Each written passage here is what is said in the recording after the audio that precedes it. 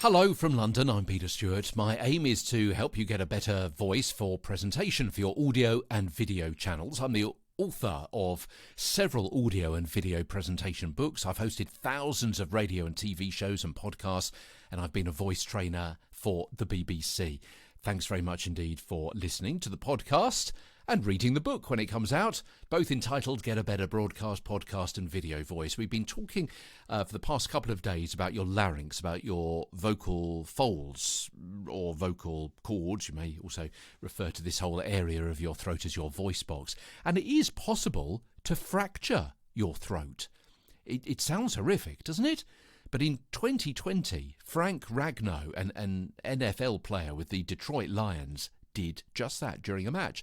No one knows quite how he did it, but some kind of blunt force trauma in amongst playing with all those other huge bodybuilder types in the NFL game there.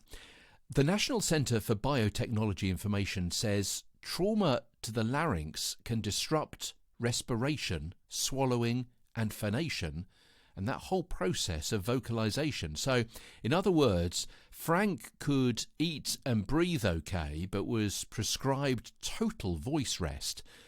And that was a bit of a problem for him because he was a centre who helps quarterbacks identify rushers and set line protections. In other words, shouting out and giving directions and coordinating his team while actually on the field of play. So obviously not being able to talk, not being able to shout, not being able to vocalise a particular problem.